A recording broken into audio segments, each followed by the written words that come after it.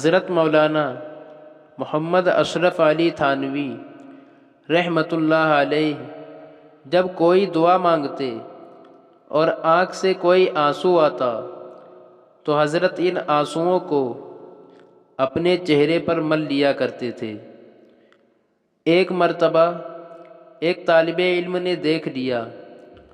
اس نے کہا، حضرت آپ کا یہ عمل کس بنا پر ہے؟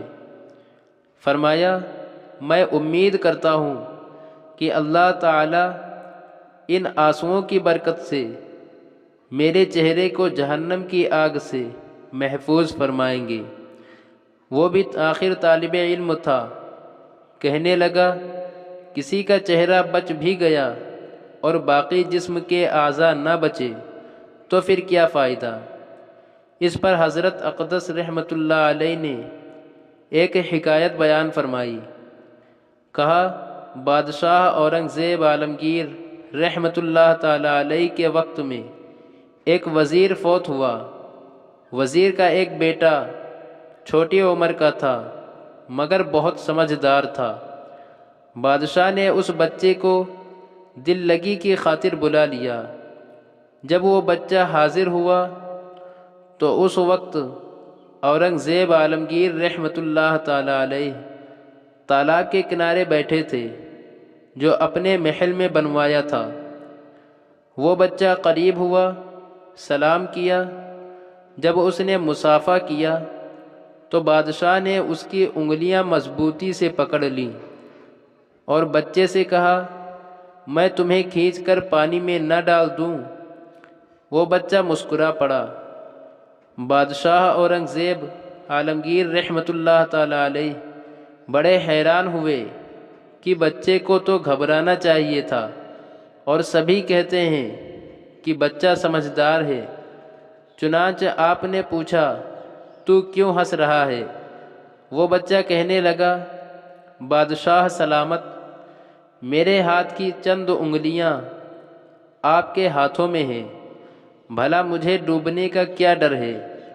یہ کیسے ہو سکتا ہے کہ آپ مجھے اپنی آنکھوں کے سامنے کھینچ کر اس پانی میں ڈبو دیں گے؟ یہ حکایت سنا کر حضرت اقدس تھانوی رحمۃ اللہ علیہ نے فرمایا، اگر اس بچے کو بادشاہ کی انگلیاں پکڑنے پر اتنا اعتماد ہے تو کیا اللہ کی رحمت پر ہمیں اتنا بھی اعتماد نہ ہو کہ اگر وہ چہرہ جہنم کی آگ سے بچائیں گے تو پورے جسم کو بھی جہنم کی آگ سے آزاد فرما دیں گے۔ ہر دینے والا اپنی حیثیت کے مطابق دیتا ہے۔ بادشاہوں کے عطایا بادشاہوں کی شان کے مطابق ہوتے ہیں۔ ہم بھی اللہ رب العزت سے بہترین حسن ظن رکھیں گے تو وہ اپنی شان کے مطابق معاملہ فرمائیں گے۔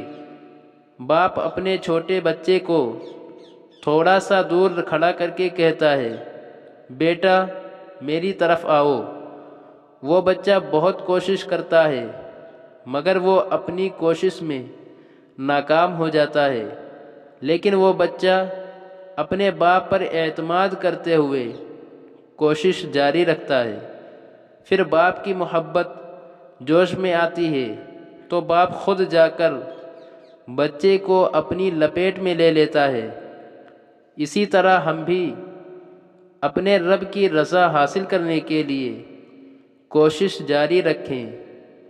ہماری کوشش کمزور بھی ہوئی تو ماں باپ سے 70 گنا زیادہ محبت کرنے والا شہنشاہ ہمیں ضرور اپنی محبت عطا فرما دے گا۔